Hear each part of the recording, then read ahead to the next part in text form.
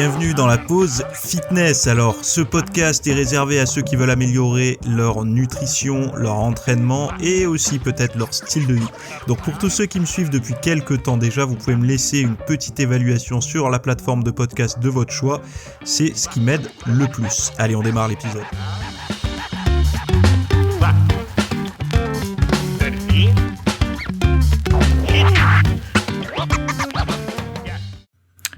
Salut à tous, nouvel épisode aujourd'hui. Aujourd'hui, on va parler de cuisine un peu fitness, on va parler de faux sucre, on va parler de prise de muscles qui résistent, on va parler également de l'obésité des enfants liée à la publicité et si tout va bien, on parlera aussi c'est tout. On va aussi parler d'huile de friture d'ailleurs. Bon, j'espère que vous allez bien, que vous avez passé un bon week-end. J'imagine que chez vous, c'est pareil, il fait froid. En tout cas, quand j'enregistre là, ça caille sévère. Et on n'est pas habitué ici, dans le sud, à ce qu'il fasse aussi froid cette période. Normalement, on a tendance à commencer à faire un peu les malins, à sortir un petit peu sans la veste et tout ça. Mais là, non, il y a le grand froid qui est là. Bon, bref. C'est pas grave, on se couvre et on attend que ça passe. Alors, le premier sujet, on va parler. Alors, juste avant de sortir les actus, ce week-end, j'ai sorti un nouveau plan d'entraînement que vous avez dû voir à 10h dimanche matin, qui s'appelle le slow training, donc training lent.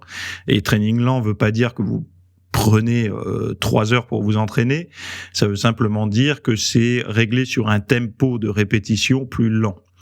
Vous avez déjà dû le voir en salle de muscu, les gens qui s'entraînent lentement et les gens qui s'entraînent, on va dire, d'une manière standard, c'est-à-dire qu'ils ont une cadence de répétition qui est normale, enfin qui vous semble pas ralentie en tout cas.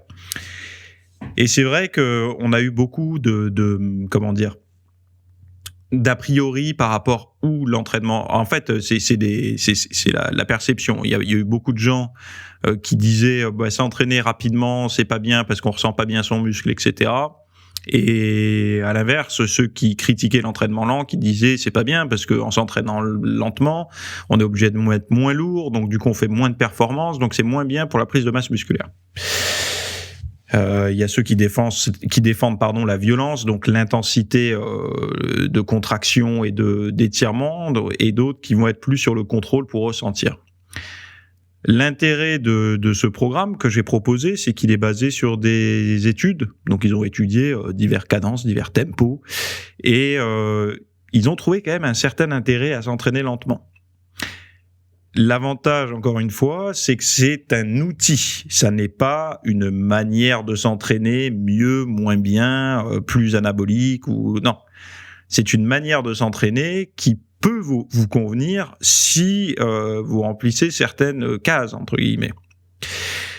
Donc c'est pour ça, je sais que beaucoup cherchent la méthode, vous savez, la méthode, je veux avoir tous les éléments qui vont me donner des résultats le plus rapidement possible et les appliquer, comme ça au moins je ne perds pas de temps. Sauf que ça, c'est un mauvais raisonnement de débutant. Le bon raisonnement, c'est de se dire, ok, il y a divers outils qui existent. Tous ces outils fonctionnent logiquement en fonction de mes besoins, entre guillemets. C'est-à-dire que, je vous prends un exemple relativement simple. Si vous sortez d'une tendinite ou quoi, je vous déconseille de passer sur de l'entraînement explosif. Je vous recommanderais plutôt de faire un entraînement type celui-là, le slow training. Mais il n'y a pas que ça, il y a d'autres avantages à utiliser ça. Et vous le savez, de toute façon, on signe pas pour 3 mois d'entraînement. En règle générale, si vous êtes passionné comme moi, on signe pour toute une vie d'activité physique. Donc c'est toujours bien d'avoir divers moyens de s'entraîner. Ça permet parfois de relancer une certaine motivation qui pourrait être un petit peu, diminuée par la routine qui n'a pas changé depuis un certain nombre de semaines ou de mois.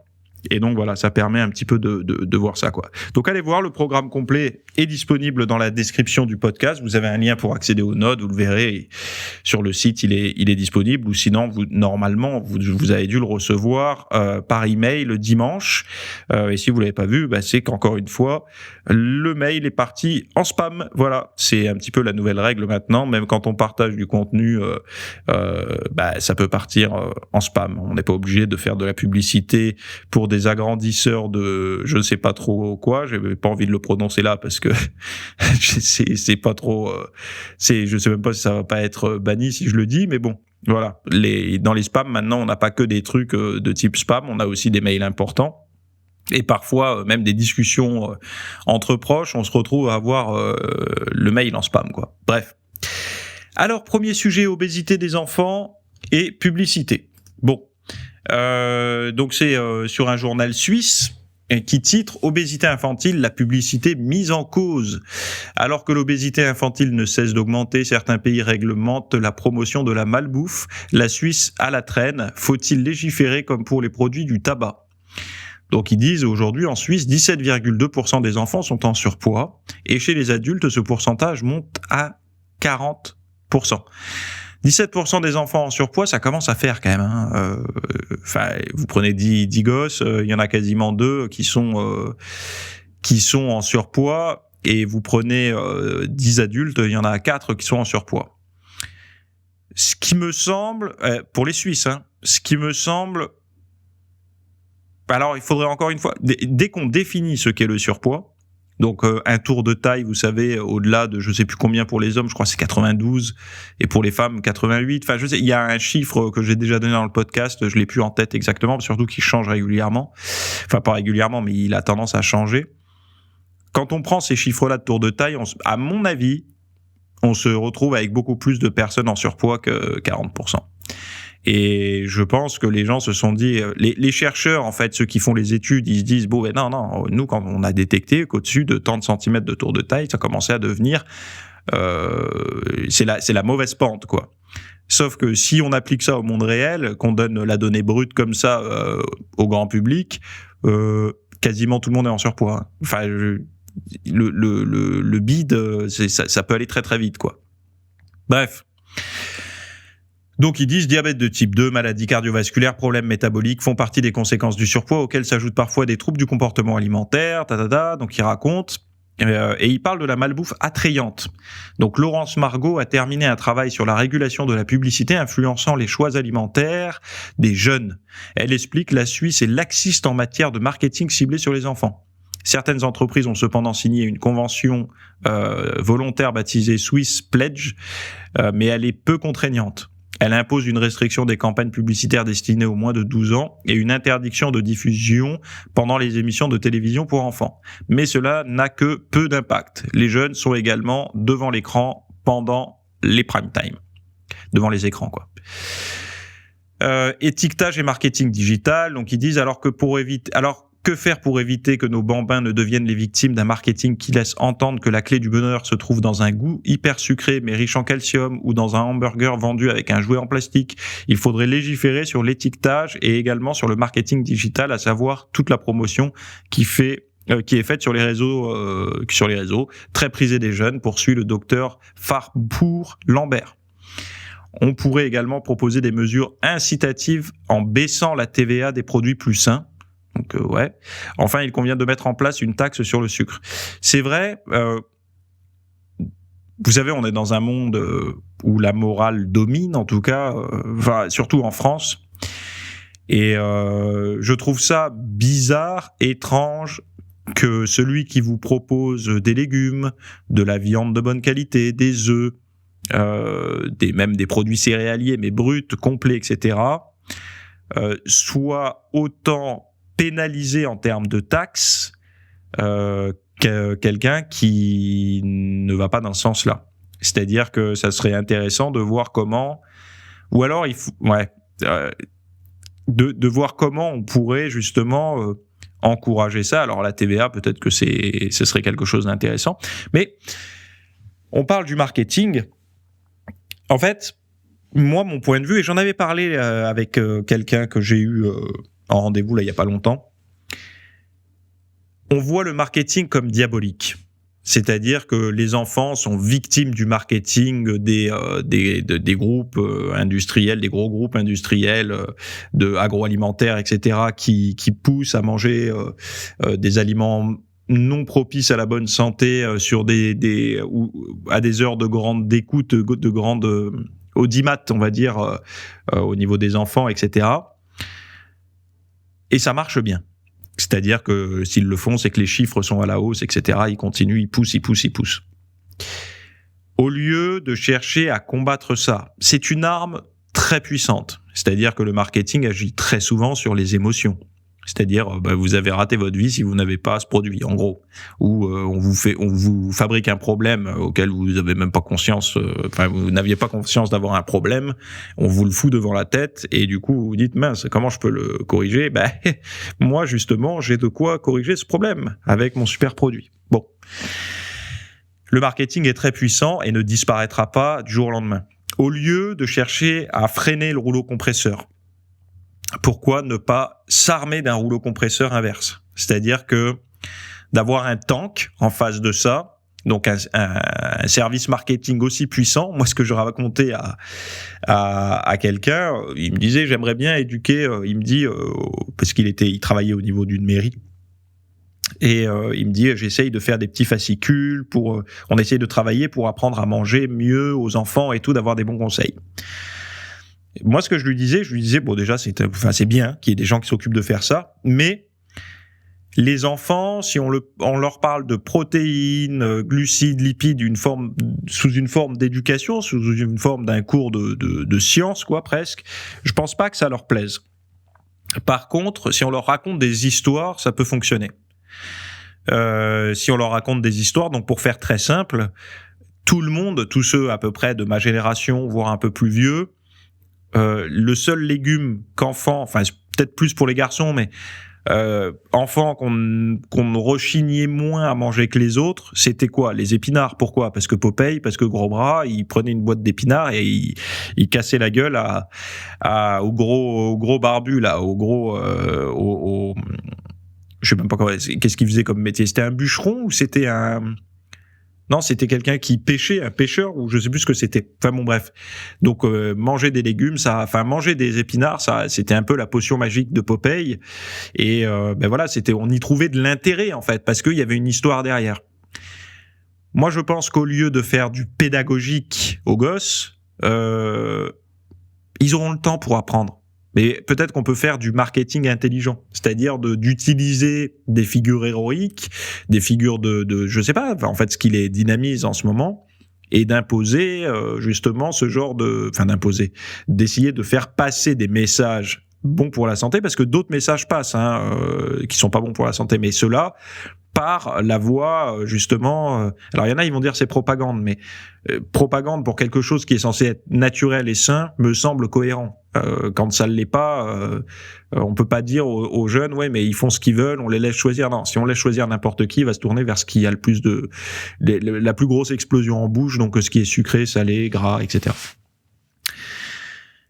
Donc ça déjà c'est une bonne chose. Et après vous allez me dire oui mais ces groupes-là, cette industrie agroalimentaire qui est, on va dire, inconnue, celle des légumes et tout, celle qui n'a que peu de moyens. Alors moi je disais, l'idéal ce serait d'aller taper à la porte des plus gros groupes style Coca, McDo et tout, et d'aller leur piquer leur chef marketing. Bon, impossible de proposer une somme équivalente à ce qu'ils gagnent, j'imagine, dans ces grands groupes.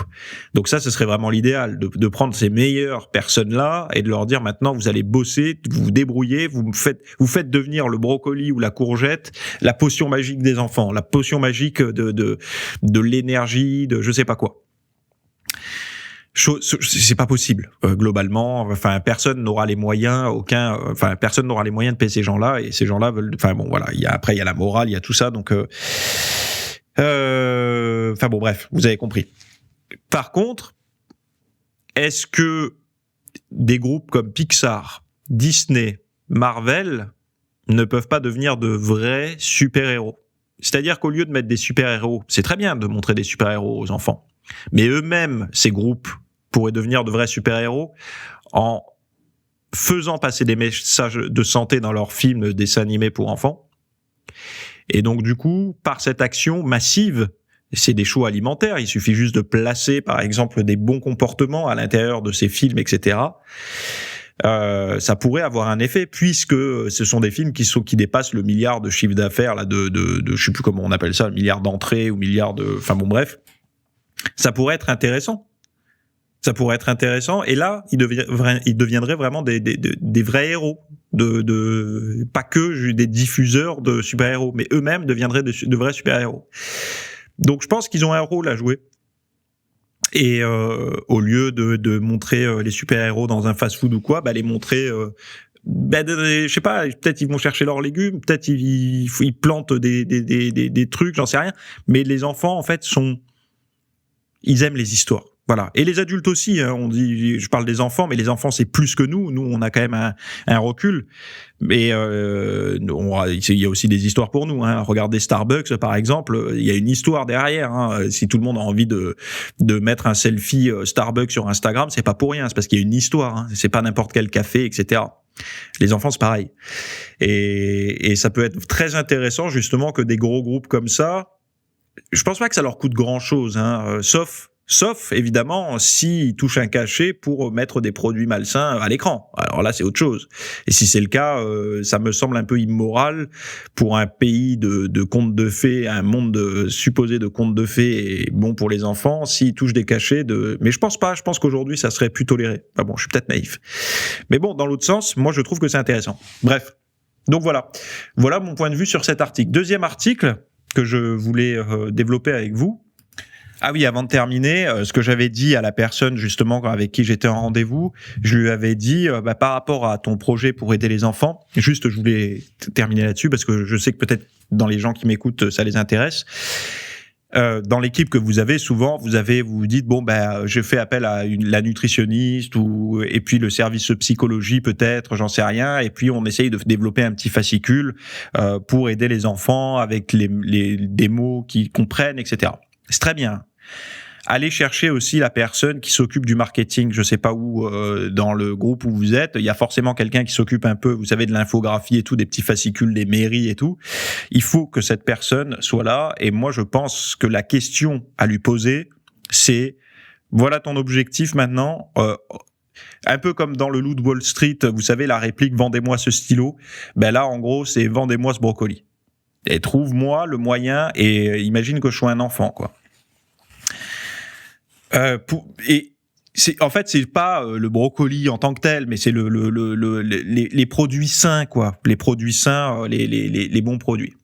Et même de dire ça, je suis un peu mal à l'aise. Vous savez quoi? C'est bizarre de dire comment encourager des enfants à bien manger. Et alors, les pousser ça me dérange de dire ça, alors que d'autres ne s'en occupent pas et ils poussent du burger, du machin, sans aucun scrupule.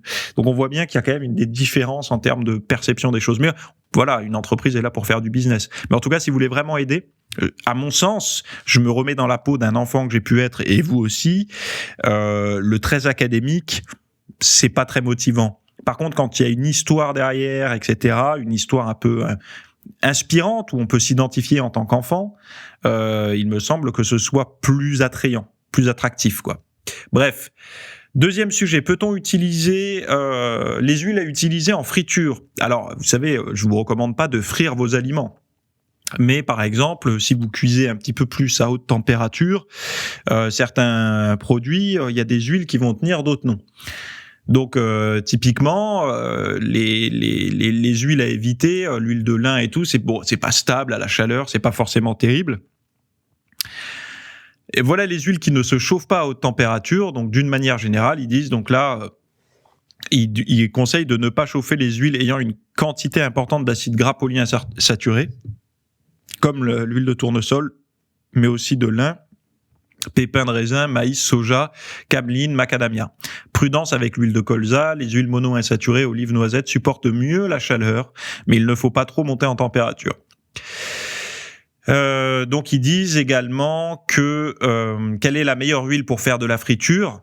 Donc tournesol, arachide ou olive, ils posent la question. Vous pouvez choisir l'huile d'arachide qui est stable jusqu'à 220 degrés mais également l'huile d'olive à condition de ne pas dépasser 180 degrés. Je sais qu'il y a des gens qui, pour l'huile d'olive, ne veulent jamais l'utiliser à la température. Moi, je vous l'ai souvent dit, si vous ne dépassez pas les 180 degrés, ça peut être quelque chose à utiliser. Bon, pour pas dépasser les 180 degrés, à la poêle, ça va être compliqué, mais vous pouvez quand même, avec des cuissons très douces, mais sinon, ça sera plus, par exemple, au four, cuisson douce, etc. Il continue en disant « L'huile de tournesol n'est pas une huile à recommander. Son ratio oméga-6, oméga-3 est de 120/1. Il ne devrait pas dépasser les 4/1. Cette huile excessivement riche en oméga-6 creuse encore plus le fossé entre oméga-6 et oméga-3, qui est déjà assez grand dans notre alimentation. Elle n'est pas stable à la chaleur. Son utilisation pour la friture n'est donc pas recommandée. » Alors que c'est globalement, je crois, celle qui est utilisée tout le temps, quoi. Bon. De toute façon, là, alors macadamia, je sais qu'on peut légèrement la chauffer aussi, mais pas trop. Je crois que l'huile d'avocat aussi, mais bon, il faudrait vérifier. Ça tient un petit peu, mais de toute façon, les huiles, à part dans les graisses saturées, par exemple l'huile de coco, c'est un peu complexe quand même dès que vous brûlez une huile, de toute façon, il y a quand même un effet négatif. Déjà, en fait, c'est dans le concept même, la friture, globalement, à mon sens, quand on essaye de faire attention, la friture ne devrait être qu'exceptionnelle dans l'alimentation. C'est-à-dire que ça devrait être des plats temporaires, ponctuels, et pas la friture ne devrait pas être au quotidien. Par exemple, faire frire ses œufs à température très forte, un peu les œufs frits à l'américaine, là, bon, moyen, quoi.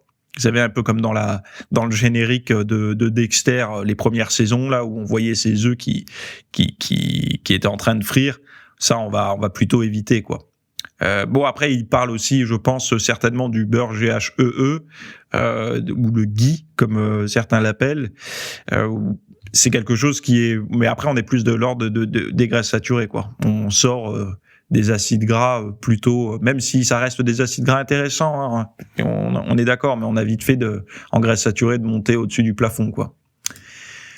Alors, toujours sur le même site, il y avait une petite recette que j'ai vue, que je vais tester, je voulais vous la partager aussi, c'est dosa, la crêpe fermentée ayurvédique. Donc, en fait, c'est une crêpe. Alors, le dosa, je sais pas comment on dit, alors eux, ils disent le dosa est une crêpe à base de farine de lentilles noires, de pois chiches ou de riz, typique du sud de l'Inde. Le nom véritable est dosé. Donc D-O-S-A-I, mais l'appellation indienne courante est dosa. C'est un mets très populaire consommé à toute heure, même au petit déjeuner, c'est ce qu'il raconte. Alors là, je vous donne du brut Wikipédia, pour le coup, parce que je ne connaissais pas la définition de cette crêpe dosa. Et la nutrition.fr propose une recette, donc c'est Sarah Amiri, diététicienne, qui dit que il est temps de faire un petit ménage de printemps dans vos intestins, comment en favorisant les aliments que préfèrent les bonnes bactéries et en réduisant les conditions qui font la place aux mauvaises. Donc préparation 20 minutes, fermentation 1 jour et demi, cuisson 20 minutes. Pour 2 personnes, 180 grammes de riz long, basmati ou semi-complet. Donc déjà, on voit qu'elle essaye d'avoir un index glycémique plutôt cohérent. 80 grammes de lentilles corail, 1 cuillère à café de vinaigre de cidre, tamari ou miso, 1 cuillère à soupe d'huile d'olive ou de GHEE, de l'eau, du sel, autres épices selon les goûts, fenugrec, cannelle, gingembre ou cumin. Alors, vinaigre de cidre, tamari ou miso,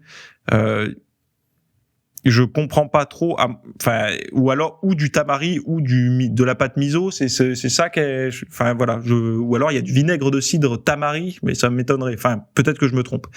En tout cas, moi c'est pas celui que j'utilise, j'ai du vinaigre de cidre d'un côté et de la sauce tamari ou de la pâte miso d'un autre. Bon, 1 cuillère à soupe d'huile d'olive ou de GHEE, de l'eau, du sel, autres épices comme je disais. Donc au niveau de la préparation, donc rincer le riz et les lentilles séparément, faire tremper séparément pendant toute une nuit. Donc séparément les 2 ingrédients. Le lendemain, les rincer puis mixer le tout. Donc globalement, ça aura gonflé durant la nuit. Les rincer puis mixer le tout dans un blender, donc sans les cuire, en ajoutant de l'eau jusqu'à l'obtention d'un mélange bien lisse et homogène, puis liquide jusqu'à plus qu'une pâte à crêpes. Donc il faut que ce soit plus liquide qu'une pâte à crêpes. Placer dans un bol suffisamment grand, couvrir et laisser fermenter 24 heures à température ambiante. Donc déjà, la veille, il faut les faire tremper. Vous les mettez le lendemain matin. Vous mixez tout ça, vous faites la prépa, vous laissez 24 heures et vous pourrez les cuisiner que le 24 heures après, quoi. Faire chauffer la matière grasse dans une poêle, faire dorer de chaque côté durant quelques minutes, accompagner les dosas avec des crudités. Alors moi, pourquoi ça m'intéressait de vous partager cette recette? Parce que c'est vrai que déjà, ça vous permet de doser exactement la quantité de par exemple, si vous prenez des doses quand vous faites vos crêpes dosa là, vous pouvez clairement en préparer à peu près. Si vous avez une louche qui pèse, je sais pas, X quantité de pâtes, ça vous permet de faire des portions qui sont bien adaptées, c'est-à-dire c'est toujours les mêmes quantités. Ensuite, ça permet aussi, si vous êtes modeste, si vous n'avez pas une poêle monstrueuse et que vous avez une petite poêle pour les préparer, de vous faire par exemple des petits wraps, etc., comme ils disent, avec des crudités, une source de protéines et tout, qui me paraît cohérent, quoi.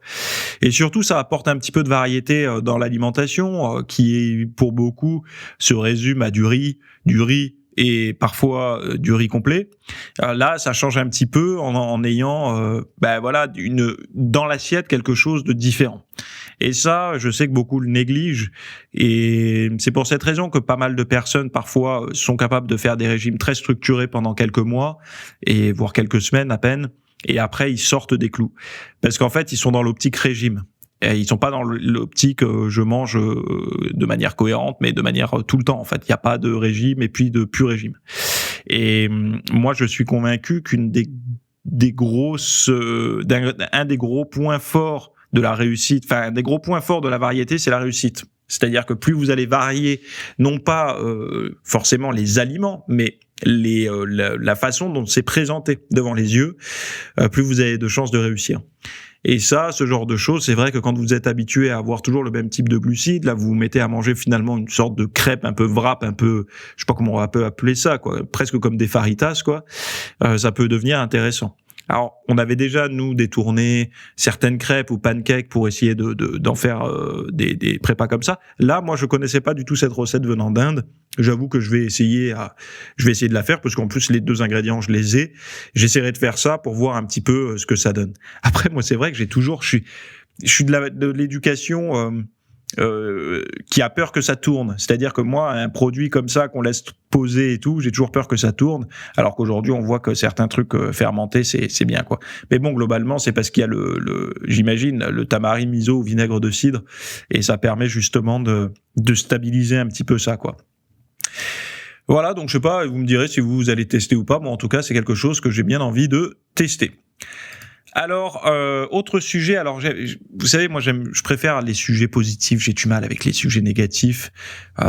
Pourquoi ? Parce qu'en fait, du négatif, on allume la télé, on en a tout le temps. Donc, j'aime bien, moi, quand même, avoir des sujets positifs. Là, malheureusement, le gros titre de l'article, c'est « Confirmé, les faux sucres sont liés à un risque accru de cancer jusqu'à 13%. » Donc, qu'est-ce qu'ils entendent dans les faux sucres ?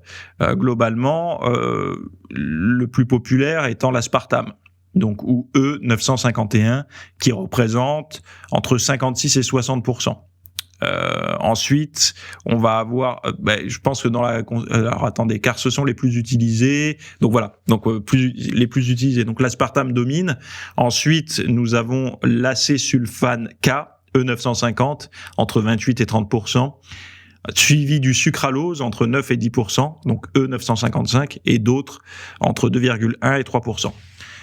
Donc ils ont suivi, j'imagine, des gens où ils ont récolté des données. Alors je sais plus le nombre de personnes qu'ils ont suivi, je l'ai vu. Donc il y avait 100 000 volontaires de mémoire, et c'est entre 2009 et 2021. Et en fait, ils disent alors que je retrouve dans un premier temps, ils parlent de plus sucré, mais la notion de cancer, je l'ai vu où ? Ah là, c'est mal préparé, Théo. Ah voilà. Ainsi, la présente étude révèle que plus que les deux autres édulcorants, l'aspartame apparaît comme l'édulcorant étant associé à un risque accru de cancer du sein, avec une probabilité de 22% supérieure pour les plus grands consommateurs. De manière globale, le taux de cancer était de 15% plus élevé pour les grands consommateurs d'aspartame et de 12% plus élevé pour les consommateurs modérés. De manière similaire, les taux de cancer sont de 13% plus élevés pour les grands consommateurs d'acésulfane de potassium et de 12% pour les consommateurs plus modérés. Enfin, le sucralose semble présenter l'association la moins forte avec le cancer. Les taux n'étaient pas plus élevés pour les gros consommateurs et 3% plus élevés pour les faibles consommateurs. Bon, on est toujours mal à l'aise avec les édulcorants parce que évidemment, même les meilleurs qui vendent des compléments alimentaires en mettent dans leurs compléments alimentaires. Et pour cause, les gens ont du mal à se passer de produits sucrés. Donc, alors, moi, je pense que dans le café, par exemple, ça devient intéressant de commencer à apprécier le café pour ça. Sinon, enfin bon. Pour moi, sinon, un café avec sucrète ou quoi, c'est un coca, quoi. Enfin bon, c'est des caféines, des goûts sucrés, mais bon, essayer de s'en passer, ça peut être intéressant. Mais c'est surtout que encore une fois, ce qui est responsable de ça, c'est de faire croire aux gens qu'il y a des moyens. Vous savez, j'en parle très souvent. Il y a des moyens de conserver le plaisir du sucre sans les inconvénients. Sauf que les inconvénients qu'on va pas avoir au niveau du tour de taille, et encore ça c'est pas confirmé, on les retrouvera ailleurs. Et déjà qu'on est assez peu à l'abri de plein de saloperies qui nous entourent, sur ce genre de choses, moi je trouve que... Alors je suis pas... comment on appelle ça, trop strict, c'est-à-dire il faut tout supprimer, mais... En tout cas, moi, je lutte contre la pensée qui dirait que tu peux y aller à volonté, quoi. Juste prenez conscience, si vous en consommez encore des édulcorants, ok, mais pas de manière mécanique et automatique. C'est-à-dire que si vous buvez 2 ou 3 cafés par jour, ou 1 ou 2 thés par jour, peu importe, et que vous en avez de manière systématique dedans, et que vous mangez, vous prenez des shakers de protéines où il y en a encore, et que vous prenez une canette de soda zéro, etc. Si vous êtes dans la culture du zéro avec édulcorant et tout ça, que vous avez la petite pâte à tartiner ou la petite confiture fitness qui va bien, ou les barres de protéines et tout ça, ça fait quand même un apport d'édulcorant relativement élevé. Pareil, si vous consommez par exemple des chocolats dits sans sucre, qui sont en fait gavés de sucre, mais d'autres sucres en fait. C'est des trucs qu'on met dans les chewing-gums et tout ça, ou des édulcorants. Vous vous retrouvez à être assez exposé. Et finalement, les personnes qui veulent prendre le plus soin de leur santé, c'est peut-être ceux qui vont se retrouver le plus exposés aux édulcorants et au plus exposés au pourcentage de cancer et compagnie. Donc, moi, je suis toujours assez mal à l'aise avec ça. C'est vrai que quand on a une personne qui démarre un régime et qui dit par quoi je peux remplacer tout un tas de choses, il y a un moment donné où par rien, en fait. Par rien. Parce que remplacer quelque chose par une autre, si la personne est en surpoids, il y a des choses à supprimer, mais pas à remplacer. Alors, évidemment, le bon conseil, ça pourrait être, tu peux remplacer par des légumes. Ouais, mais ça n'a pas le même goût. Oui, mais c'est ce qui te ferait du bien. Et c'est vrai que beaucoup de personnes, quand ils se mettent au régime, ils disent, mais j'ai tout le temps faim, je mange rien. Mais en fait, il y a quelque chose que tu peux manger à volonté. Ce sont des légumes. Des légumes à feuilles vertes, évidemment, pas de la pomme de terre, mais des légumes, de la salade et tout, ça, tu peux y aller, quoi. Tu peux en manger et tu peux combler ta faim avec. Donc, c'est pas la faim qui tiraille au régime pour beaucoup de personnes. C'est le sentiment de ne pas se faire plaisir quand ils mangent. Et pour ça, il y a des outils. Bon, j'en ai déjà parlé largement sur le site, notamment le Hard Reset Nutrition, les goûts. Donc, allez voir celui-là, vous tapez Hard Reset Nutrition goût sur mon site dans la barre de recherche et vous trouverez un cours là-dessus qui est, quand vous l'aurez vu, après, vous verrez plus la bouffe et le goût et les restrictions de la même façon, puisque, en fait, on parle plus de restrictions, quoi. Bref, je passe à la question de l'auditeur qui, de manière anonyme, donc vous pouvez vous aussi m'en poser dans le formulaire qui se trouve dans les notes de l'émission. Sa question est la suivante. Bonjour, merci pour toutes les connaissances. Non, c'est pas ça. Alors, ça c'est une autre question. Je l'ai noté sur l'article, donc elle est là. Oui, voilà. Bonjour, qu'est-ce que vous pourriez me dire sur la stagnation du poids et comment peut-on y remédier en prenant compte du morphotype? Merci d'avance. Alors déjà, les morphotypes, ça reste tout de même une bride mentale à la progression. Même si, je crois que c'était Sheldon alors pas celui de Big Bang Theory, qui avait conceptualisé ça, je sais plus à quelle époque d'ailleurs, mais l'idée des morphotypes, c'était que en fonction de votre gabarit, de votre ossature, etc., vous étiez plus propice à être sec et musclé ou à être gras. Donc voilà.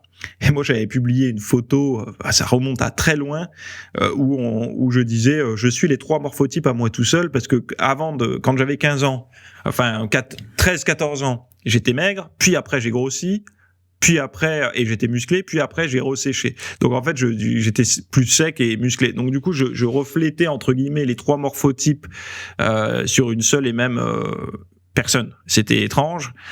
C'était juste pour montrer qu'en fait que si on se base juste sur le visuel, tout au long entre mes 13 et mes 25 ans, je pouvais vous montrer 3 morphotypes différents. J'aurais pu vous dire, regardez, j'ai manipulé mes morphotypes et tout.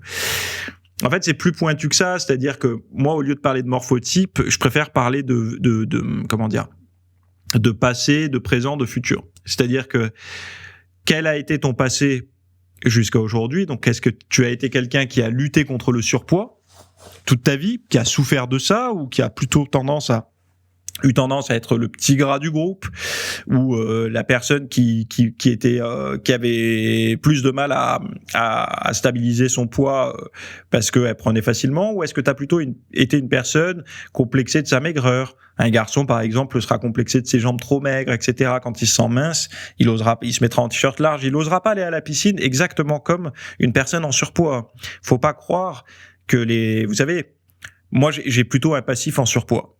Donc quand j'étais ado, moi enlever le t-shirt, ça m'ennuyait au bord de l'eau parce que quand on est habillé un peu costaud, un peu grassouillé, on donne le change un peu en se disant on fait un peu imposant, mais toute la virilité qu'on peut avoir habillé, elle disparaît quand il y a un petit peu de bourrelet, quoi.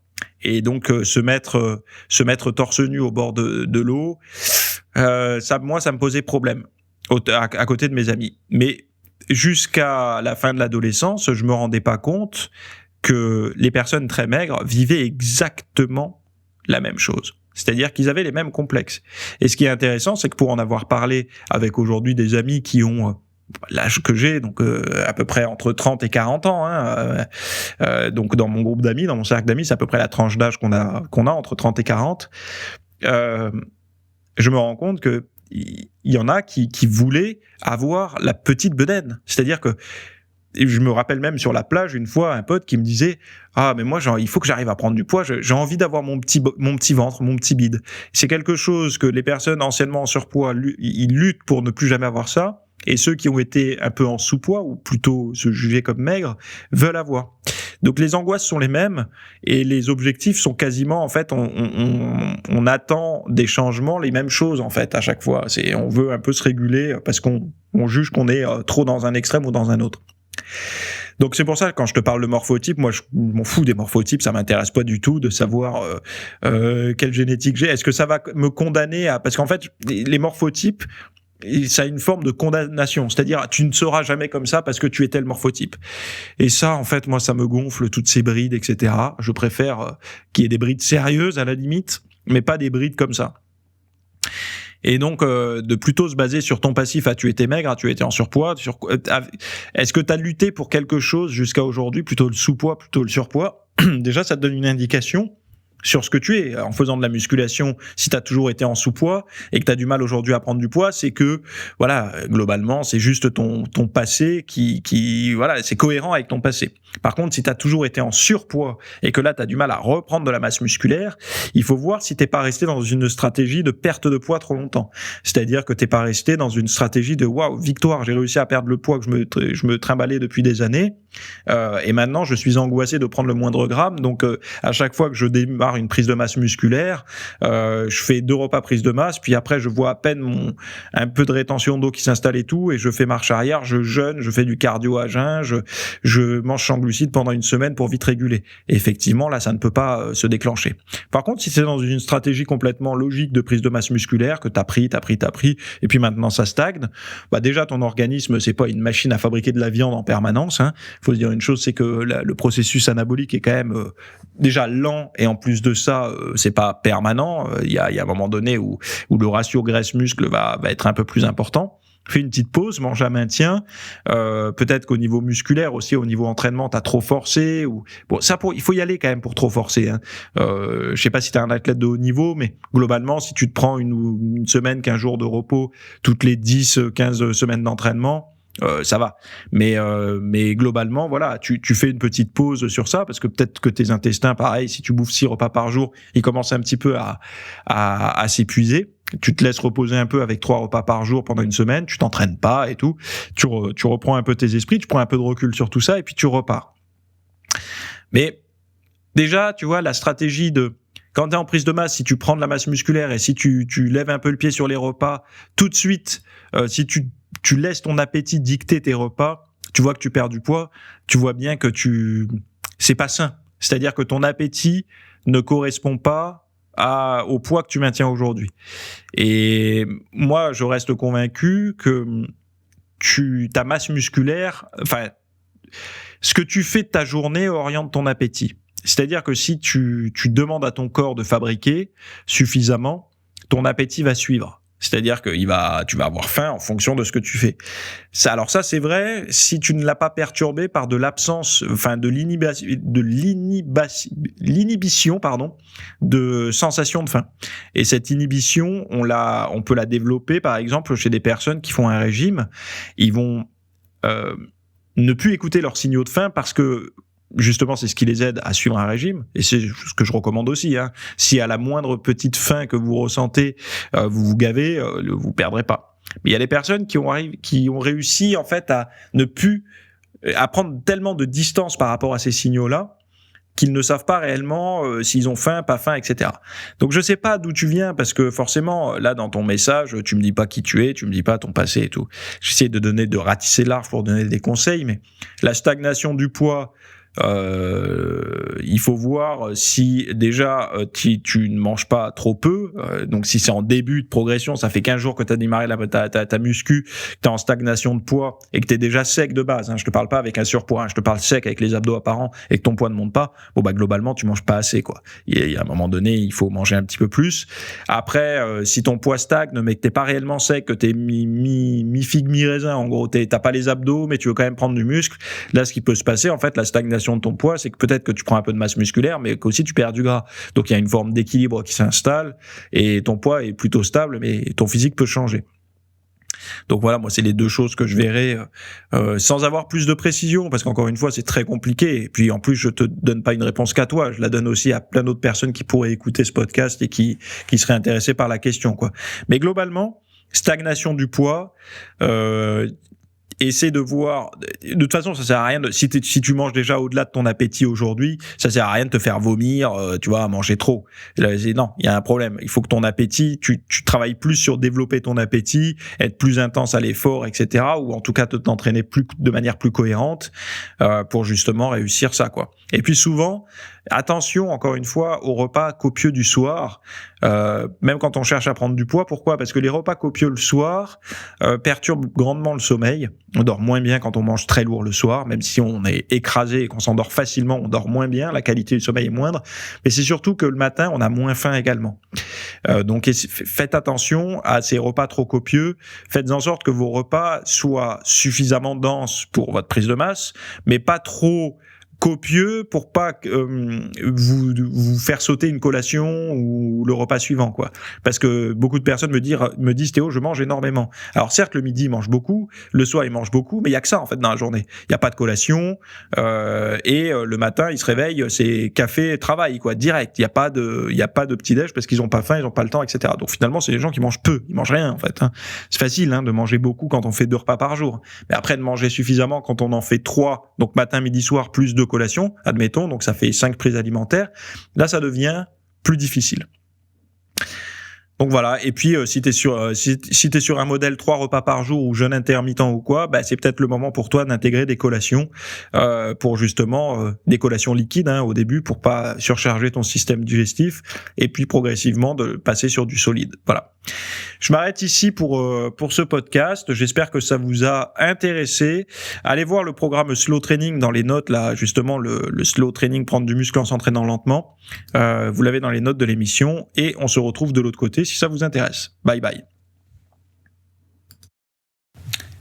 Merci d'avoir écouté cet épisode. Alors, avant de partir, j'avais juste quelque chose à vous partager. C'est vrai que vous avez peut-être des temps morts à meubler, que ce soit des temps de trajet dans les transports en commun, du cardio un petit peu long sur un tapis de course, ou alors tout simplement envie de remplacer les programmes que vous avez la soirée pour de l'apprentissage. Vous êtes peut-être adepte des émissions, des documentaires, des reportages, etc. Sauf que dans le monde de la musculation, de la nutrition, du développement, d'un mode de vie sain, etc. C'est un peu maigre en contenu dans les médias grand public. Et donc, ce que je vous propose, moi, personnellement, c'est d'aller faire un tour dans la bibliothèque alors, c'est un Netflix version fitness privée qui vous coûtera moins cher qu'un lavage auto au rouleau par mois.